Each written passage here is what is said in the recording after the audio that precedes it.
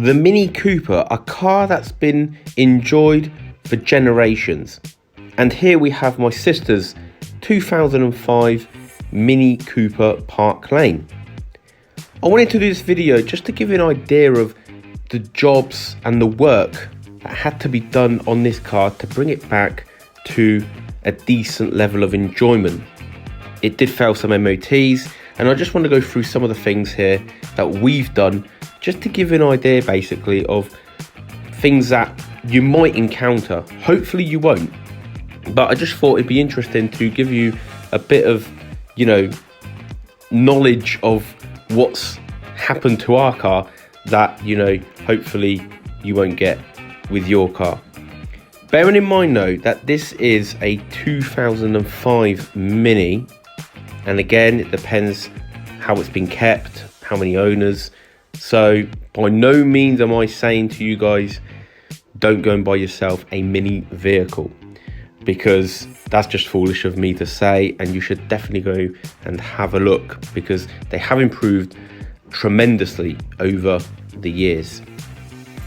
And this particular car, we unfortunately went to see it at night because my sister needed a car. It was around winter time. So if there's any piece of advice or anything you can take away from this video is please try not to go and view a car when it's already getting dark or already dark, because maybe that oil leak that unfortunately was there from the beginning would have been spotted, and one might have made a different one would have done a different approach whether or not to buy it or not. But I just wanted to go through what we've done on this car anyway, just so basically what's happened with the car, and stay on the video because there's a second part where I'll do a small commentary that basically just see how the car is after all this work. So without further ado, let's get into the stuff that's been done. The first thing was the oil leak. Now that was the underneath the oil sump, and that needed doing. Two exhaust mountings also needed doing. So that then had the replacement of the oil and the rear main oil seal and the sump gasket. We also then got a three-piece clutch kit, a new one, because in order to do the oil job they had to take the clutch out, and because the clutch was also juddering, we thought, well, might as well get that done as well. Then after that we had an ABS sensor which needed replacing with wheel boring. A thermostat, new one, needed fitting with new antifreeze. At the same time, a new air inlet pipe needed fitting as well. So we got that done. And then not long after, I think a year after or so, we needed a new steering rack. That was a big job, I must say, and one that we didn't expect. And our great friend mechanic also changed the brake pipes because they were corroded, and he just felt, I can't let you drive with this with these brake pipes like that. So that was the majority of the stuff that we've had done on the car that since ownership. And some of it was MOT failures, but for the majority of the time the car didn't give us much problems actually. But the recent MOT did fail on the track rod end ball joint, which had excessive play. That needed doing, and it's just one of those things where more and more stuff eventually does need doing on this, because when you look at the advisories, you've got a drive shaft joint which has got constant velocity, boot severely deteriorated, and then there's another leak somewhere. So things like that do need doing, and this is going to be the massive deciding factor of whether or not, when it comes to the MOT, we get rid of the car before that, because these things might end up needing doing anyways. Other than that, we also had a full service, including the spark plugs, done on this car. I think twice since my sister's had it, and all that really does help. Definitely advise to do that in general with any car, because that is what's going to keep your car running in optimum condition. So there you have it. That so far is all the work. And it's cost us a small fortune to get all this work done. It didn't all happen at once, but things just keep adding on as time goes on. So there you go, guys. That's what has been done to the car. So I hope it's given you some value of what can go wrong with a Mini Cooper from this sort of generation. Hopefully you don't get that. Please, please, please don't go and view a car at night. Test drive it, test drive it, test drive it. And I'll see you over now on to the second part. I just want to make clear that by no means am I knocking down the brand and saying it's unreliable. Because one thing you got to remember is this car's 17 years old, so the age is there, and it's clocked up 85,000 miles. So we've done quite a bit of, well, the car's done quite a bit of mileage. So,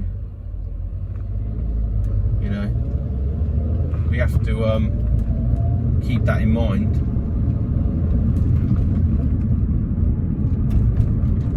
But, you know, all the stuff that's been done to the car has actually been really beneficial.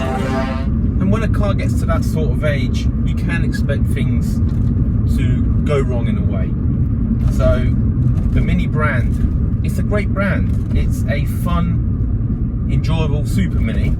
So that steering rack, we definitely needed to do that because this steering has transformed massively.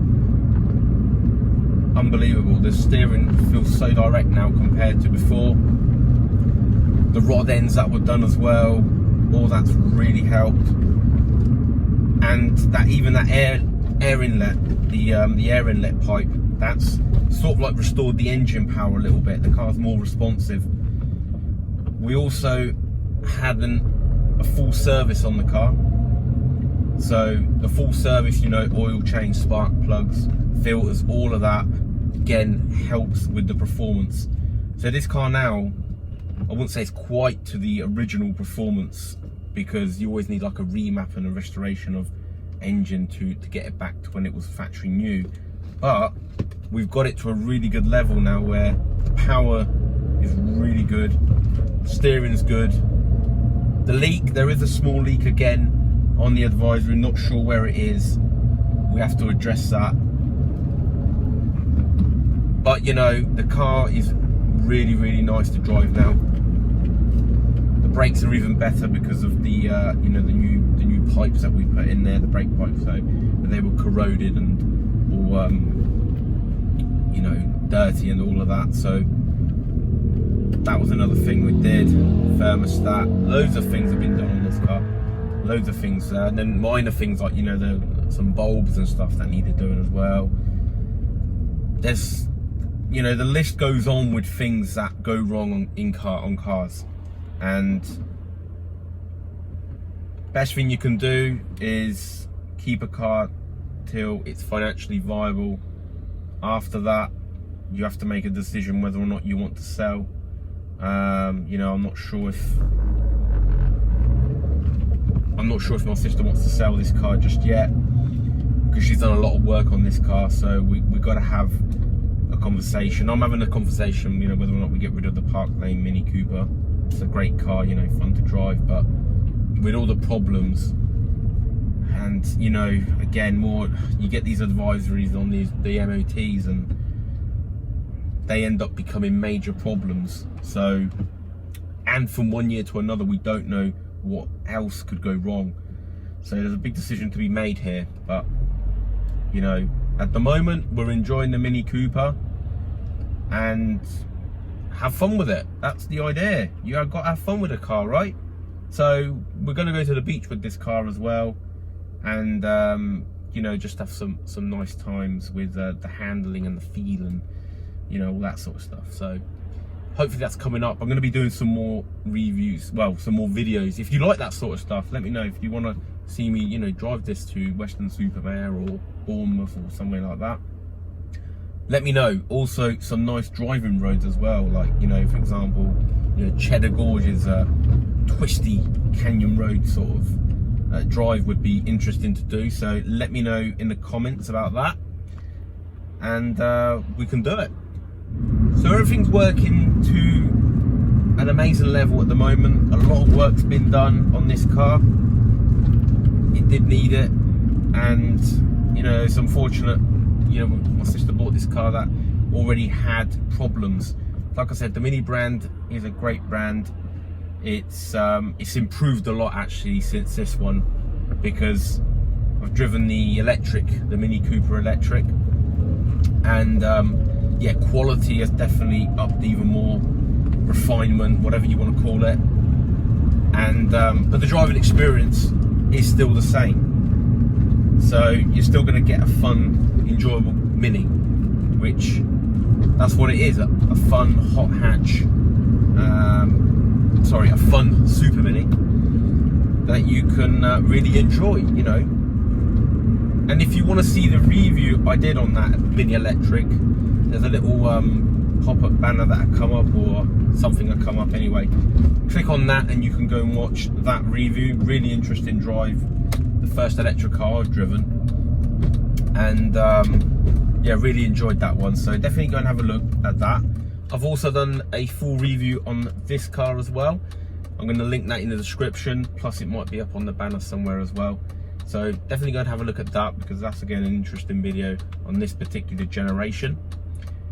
So I hope you enjoyed the video. I hope it's given you an insight of what we've done to the car, how it's behaving, and hopefully, you know, we're going to keep it a little bit longer. We're going to enjoy it, and then at some point I think it's time to say goodbye and get something else, because it's just going to need more and more work. So we're gonna have a look to see maybe what other brand or what my sister wants to buy.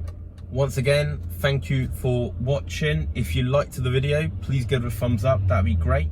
If you haven't subscribed, please consider doing so now. That helped me a lot, and I'll see you all in the next video.